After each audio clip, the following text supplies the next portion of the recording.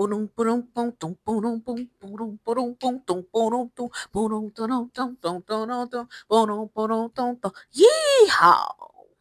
What's up, guys? My name is Diamond, and this is Decode with Love, a symbolic and cultural decoding channel. And in this video, I set out to decode the Michael Jackson biopic. I was watching the trailer and something grabbed my attention. The final trailer makes a point to use the song, "You wanna be starting something, you got to be starting something." I said, "You wanna be?" But they made an intentional point to highlight the "Mama say, Mama sa, Mama kusa." The sound caught my attention and made me start thinking, what exactly does this mean? And what was Michael Jackson doing with this chant? Such an iconic chant, by the way. But so I started looking into it and I realized there was very little that had been said about this massively well known chant. A chant that maybe half of the world has probably sang at some point or another. This kind of piqued my curiosity a little bit. Do you know, I realized that currently online there was no official spelling of this chant. I saw online there was a lot of different versions, but nothing from Michael Jackson or his camp on the official spelling of the lyrics of this chant. Strange. But you know what? I went back and I rewatched the trailer. And lo and behold, right there inside the trailer, there was the spelling of this chant. As far as I can find, the first official release of anybody official from the Michael Jackson camp released the spelling of this chant in red ink in what was referenced to be Michael Jackson's own handwriting. Oh my God! Bonus points, it was at the 55-second mark. So I'm like, okay, I'll bite, right? It has to mean something, right? Like it needs to be something that we're paying attention to, is what my mind is telling me. So let's unpack together the importance of what Michael Jackson might have been trying to point to and why he was earnestly beckoning us with, "You're gonna wanna be starting something. You got to be starting something. You're gonna wanna be starting something. You got to be starting something. Yeah, yeah." As a child, this chant sounded like fun gibberish to me, right? I discovered Michael Jackson as a child, like I think most of us did. And I remember back in that day, there were fun little accounts of what this chant could mean. The most popular one that I remember was people saying it was some type of like inverted code that meant, "I'ma say it one more time, I'm not gonna stop. I'ma say it one more time, I'm not gonna stop." Let me know if you heard that. Let me know in the comment section. Was it just me? That was kind of the fun, kind of creative encouragement message that we could wrap our head around, right? But as I started to uncover and dig further, I realized that what this chant actually was so much greater and larger in depth, actually. For starters, let's examine where Michael Jackson got the inspiration for the chant from. So the chant was inspired by a Cameroonian artist named Manu Diboga with a song called Soul Makossa. And in his version, it went Mama ko mama sa mama makosa. Mama ko mama sa mama makosa. Makosa. What does that mean? There are a few layers that exist for this online. And interestingly enough, sources do not all agree on the origin of this word. So, the term makosa derives from Ma or ma'a kosa, which literally means contortions. The word kosa is a term translated to mean a cry of exhortation, a kind of oath serving as a stimulus or a gourd. Exhortation stood out to me because it immediately reminded me of a spiritual or religious context for some reason. Exhortation is the act of strongly urging, encouraging, or advising someone to take a specific course of action, often with earnest appeal. It is to motivate someone towards a positive action, and it goes simply beyond encouragement by urging, don't stay there. It's pushing for change. So essentially, it functions to incite, warn, or comfort, bridging the gap between belief and action. When they say a word of exhortation, it is frequently used in church services as a focused message, often by elders to address a current issue and encourage the congregation directly. And one of my favorite definitions that I found online, a YouTube video says, exhortation is about calling alongside to strengthen or warn. Hmm. Calling alongside to strengthen or warn.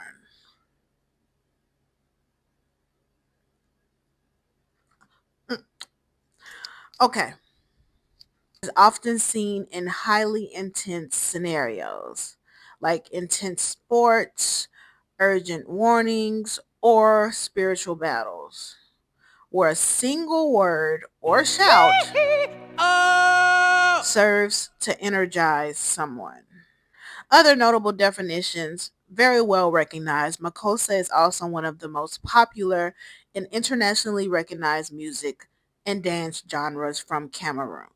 So the term Kosa, musically or in a dance way, is described from an African context as a cry of joy that is usually uttered to give vigor and more energy to the dance, which is what the influence of the song Soul Makossa was based around. So, in that context, Soul Makossa translate roughly to the dance of the soul, with a deeper connotation of bodily twisting slash contortion in a joyful or activating movement. Okay, so that's enough on Soul Makossa for now. But just keep that definition in the back of your mind because I will be circling back around to it. But guys, just on a side note, okay, there was one more dimension to this that I had to share with somebody. Y'all, check this out. The Oxford Dictionary explains that Makossa is a derivative of kosa, which means to peel or remove the skin of a fruit or vegetable? You're a vegetable. You're a vegetable. What? Okay, all right. Okay, so obviously, with all of this in mind, I had to keep digging because clearly there was something else here, right?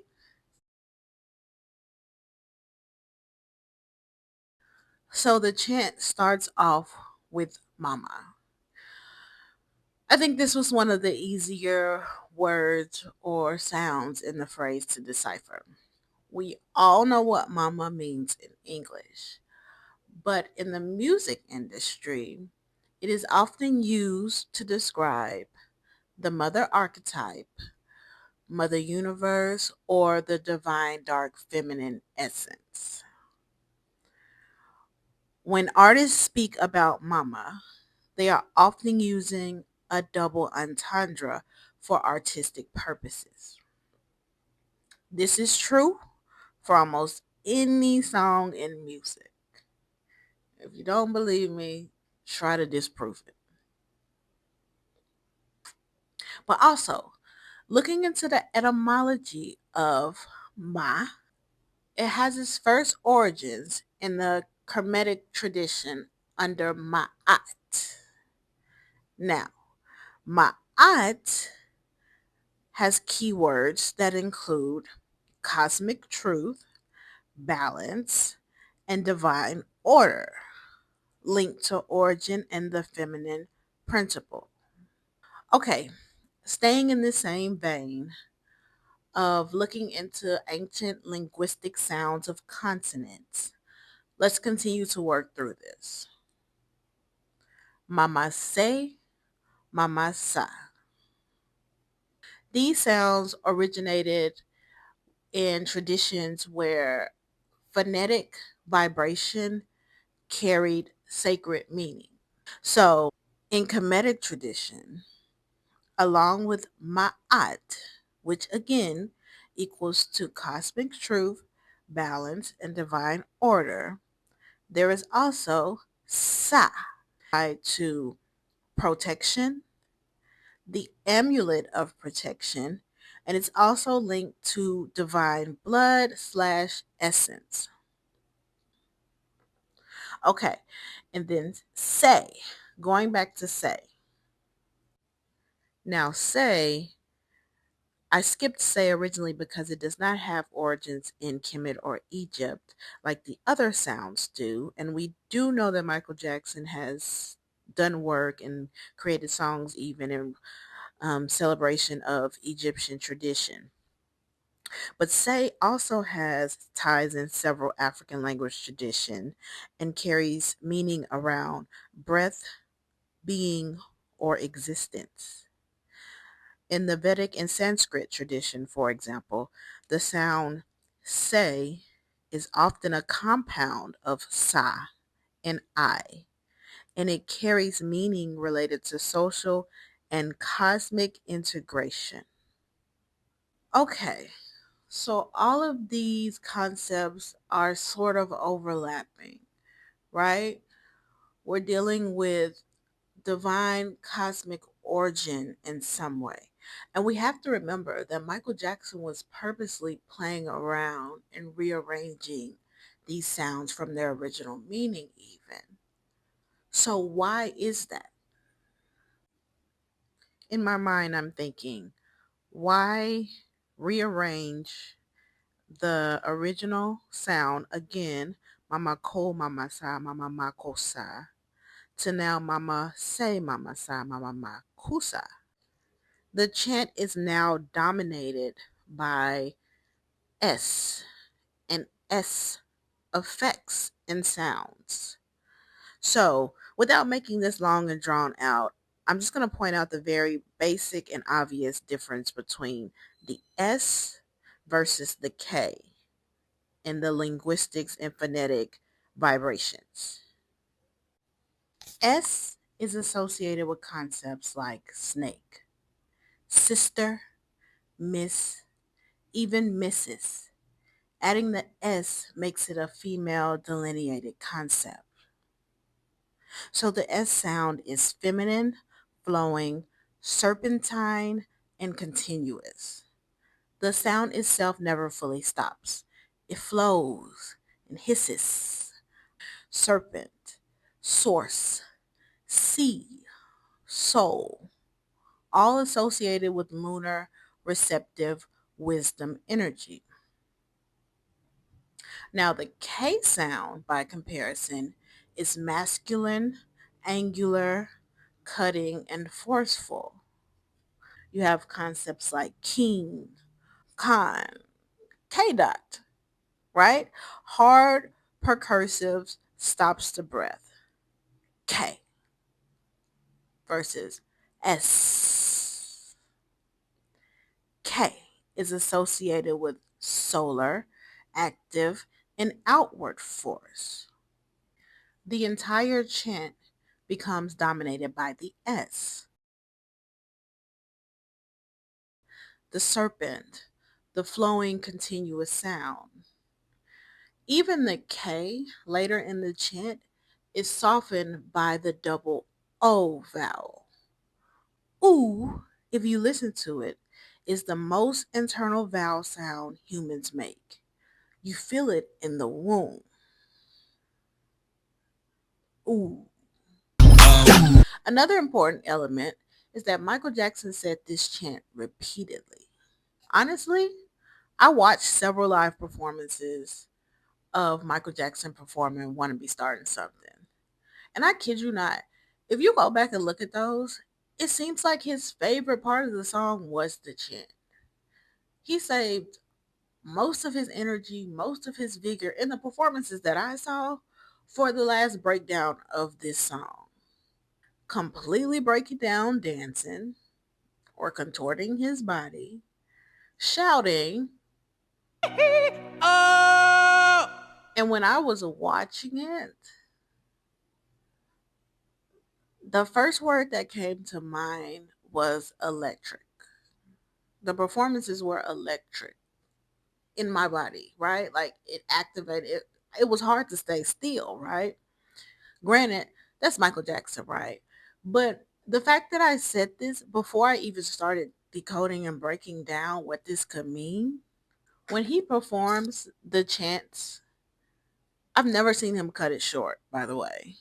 He builds that energy up primarily through his dancing.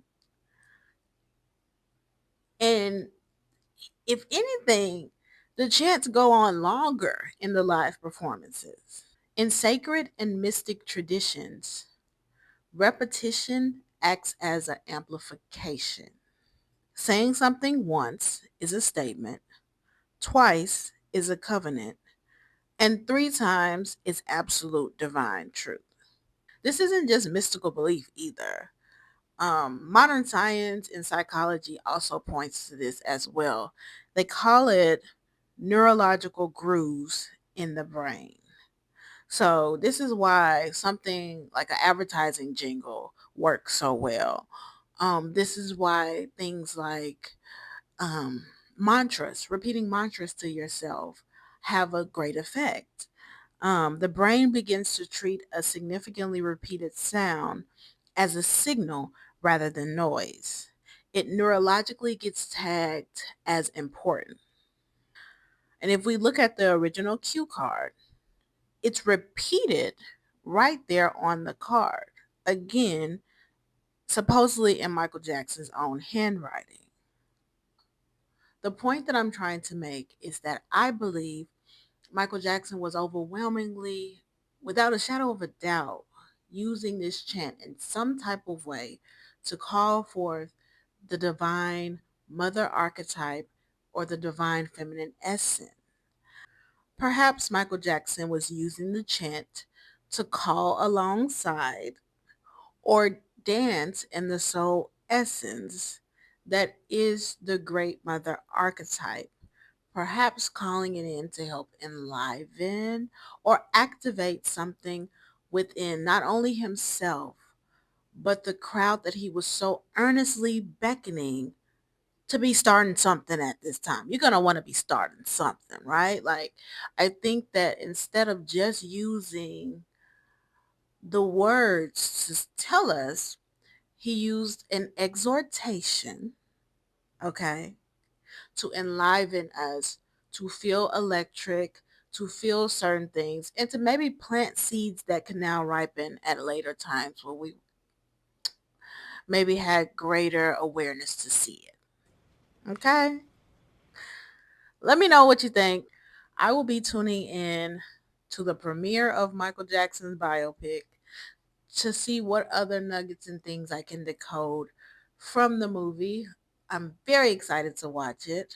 Um, I'm gonna see if there's any overlapping themes. So I'm wondering if indirectly these things will show up.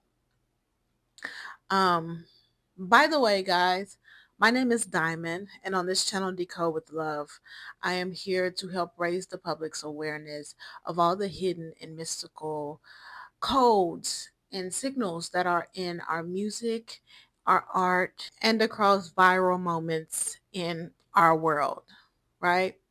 So, again, if that sounds like something you're interested in, I invite you to stick around and subscribe. And I look forward to seeing you guys next time. Peace. Take care.